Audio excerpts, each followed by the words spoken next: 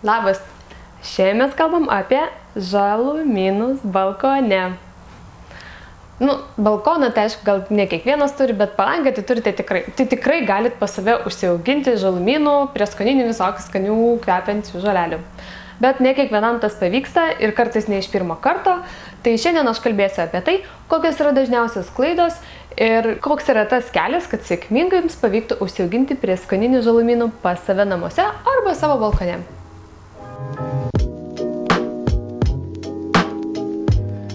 Taigi, jeigu jūs esat naujokas šitam visam balkono reikale, tai šitas video yra jums. Tai dabar pasakysiu keletą tokių dalykų, ko nerekomenduočiau daryti kaip po pirmai pradžiai ir ką vis dėlto rekomenduočiau daryti. Tai va, pirmas dalykas yra tas, aš siūlyčiau nepradėkite nuo sėklų.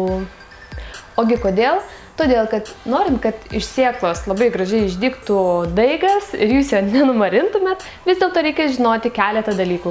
Kokią žemę naudoti, kaip tinkamai laistyti ir taip toliau.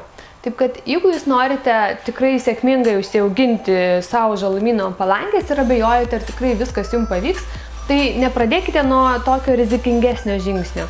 Geriau įsigykite iš karto daigą, tai yra visiškai paprasta, bet kurioje specializuotai parduotuvėje jūs galite jų nusipirkti, bet kurioje prekyvietėje, taip kad tikrai problemų su tuo nebus. Galite net veislę kažkokią įdomią išsirinkti.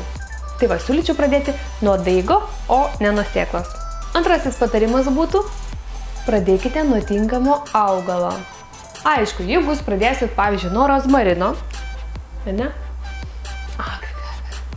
Jeigu jūs pradėsite nuo rozmarino arba nuo čiobrelio, tai yra sausamėgiai augalai, kuriuos laistyti reikia sąlyginai retai, kartą per savaitę, kartą per 2 savaitės, jeigu saulė nestipriai kepina. Tai iš esmės, tai ką jūs suprasite apie tą augalų auginimą ar apie žalumynus?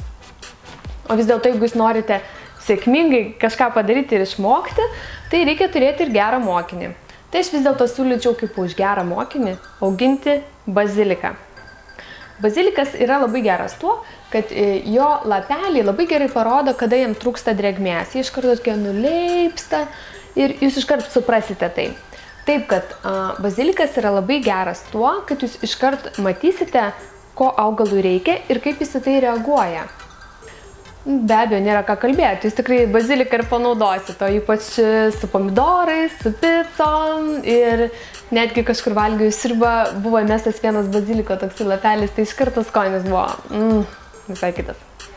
Tai va, tai siūlyčiau pradėti nuo baziliko, iš tikrųjų yra puikus augalas, galite nusipirkti kokį nors jo fainą daigelį ir įsiauginti iki gražaus kurmiuko. Mano trečiasis patarimas yra susijęs su laistymu. Vis dėlto šitos skanios, gražios žolelės, dažniausiai jos reikalauja ne tiek pat drėgmės, kiek ir jūsų kambariniai augalai.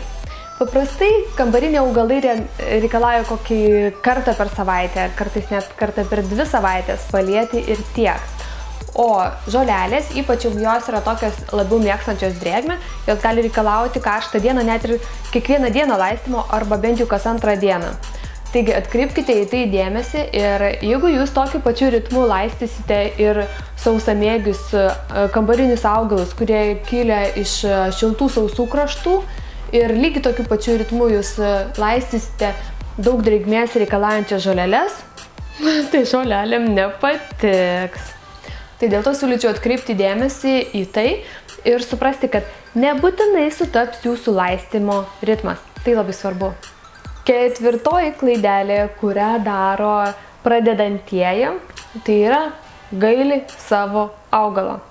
Tai atrodo mažulytis, vos išaugo. Na, aišku, gal čia gal ne toks pavyzdys, jau bazilikas toks visai toks gana tankus. Tarkim, išaugo kažkoks augaliukas ir taip gaila jį čia, gal palaukim, kol jisai truputėlį didesnis užaugs. Ir ką mes tada turim?